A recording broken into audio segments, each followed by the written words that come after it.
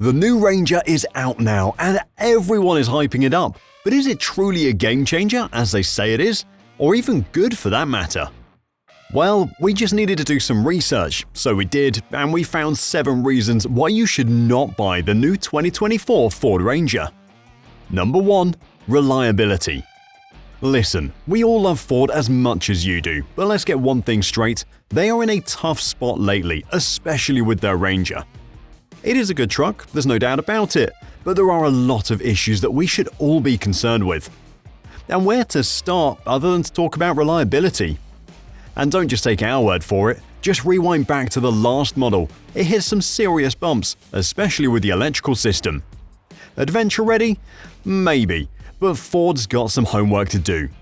Picture this, you're cruising, you hit a red light, and bam, the engine taps out.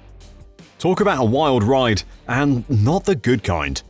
It's a mix of frustration and danger, and we're hoping Ford's ironed out in the new Ranger.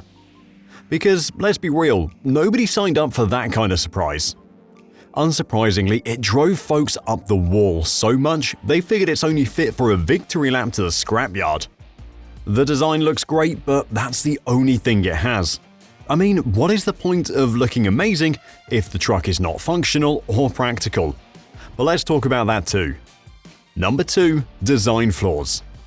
Have you heard about the windshield on the 2023 Ford Ranger that could take off faster than a race car at green light?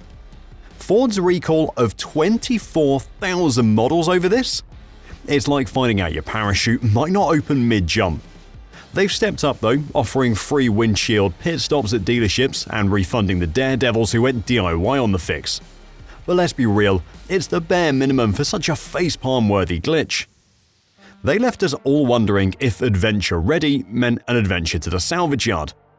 They always come up with new models almost every year, so you would expect them to fix these types of issues. But this ain't our first rodeo, is it now? Just like most companies these days, Ford just announces a new model for almost every new year, and in reality, they haven't fixed anything worth our penny. Thinking about it, are you not tired of this? They should solve real issues. I mean, they have a handful on their plate. Number 3. Comfort and ride quality. Let's start with the back seat, which is tighter than a race car cockpit. No joke. If you're rolling with a crew, this isn't your chariot. The legroom? Forget about it, and comfort? Not even worth mentioning. Now, we have to be honest here, there are some credible sources claiming that changes might be in the pipeline, but don't bet your bottom dollar on the new model just yet. After all, who wants to sign up for a cramped tour? But according to them, the new Ranger is set to redefine ride comfort, leaving behind the bumpy journey of its predecessors. It's no shocker that the previous generation suspension was less than stellar, given its reliance on dated leaf spring technology. While competitors like the Tacoma are switching gears to more modern multi-link coil spring setups, Ford opts for refinement over revolution, tweaking the existing system for a smoother experience. Sure, the blueprint looks promising, with a wide stance for added stability and fresh control arms akin to the Broncos. The Ranger is gearing up for a major rear-end overhaul. But we don't think that the new model will make much of a difference. Why? Well, let me explain. It's a bit of a mystery how these upgrades will translate on the road until we get behind the wheel of the new Ranger. I mean, the new model will still use leaf springs. Come on. Sure, it's coming with outboard shocks, expanding the space for movement, so we expect a ride that's a bit smoother and also sharper around the corners. But the question is, for a truck that had such a bad rating on the suspension, do minor tweaks make that much of a difference? And don't get me wrong, I'm a Ford fan, and with the new model on the horizon, I'm crossing my fingers for a comeback. Until then, keep your eyes peeled and maybe keep a safe distance, just in case Ford's still in the rough draft phase of safety. And let me tell you, hoping that they fix these issues is just being too optimistic. Just look at their plans. Number 4. New plan. The most important thing that changed is that now the Ranger is going to be global. It's going to be the F-150 of the rest of the world, which means Ford is going to be even more stretched when the new model comes out. And we all know what happened when they were faced with the same situation earlier with the Ford Maverick. And that was only released in the US, so imagine how they'll handle production pressure when they get orders from all over the world. But let's give praise where it's due. Ford's owning up to the Ranger's rough ride, and that's the silver lining. When it first hit the streets, it was all flash and dazzle, and folks were over the moon with the shiny new wheels. But then the honeymoon ended and the gripes rolled in. Like we said earlier, Ford is tuning up the Ranger to ditch those old bugs in the next model. But are we buying it? All of the manufacturers say that when it's time to release a new model. Maybe it's wiser to wait for the post-launch before we go all in. After all, our wallets aren't opening on just a promise. As customers, we rely on what companies plan and their history. And Ford's been hitting the recall button on different cars more than a few times stateside. But abroad, they've cranked it up a notch. The trust factor's taken a hit, especially after they hit the brakes on production in Australia over fuel injector issues. Customers are left wondering, what now? This isn't the kind of service anyone signs up for. And it's not just a one-off. Over 10,000 Rangers got the callback for gearbox glitches. Even Ford's global manager, Pratika Maharaj, admits it's not their finest hour. No kidding.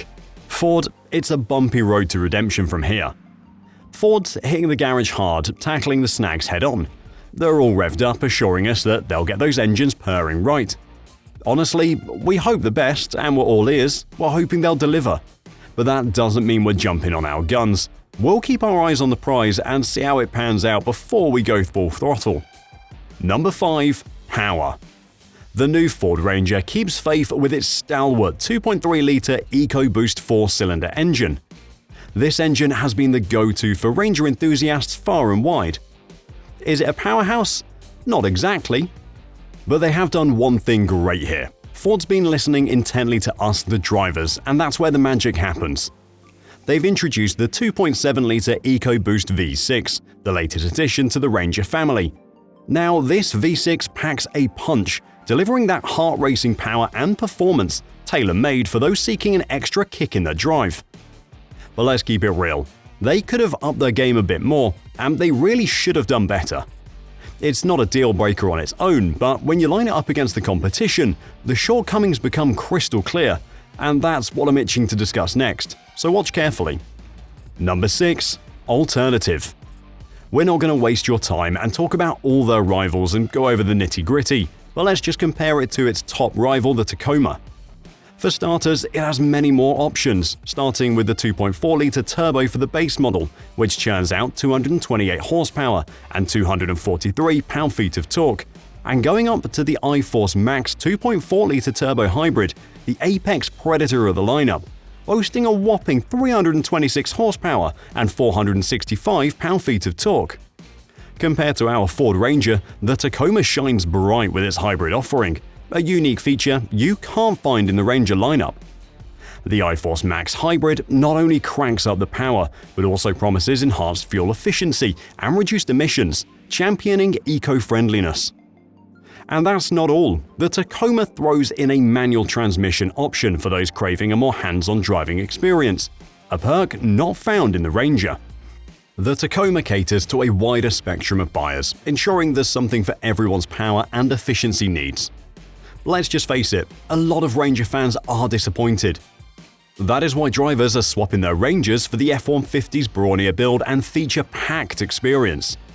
The F-150's 3.5-litre EcoBoost V6 is way better.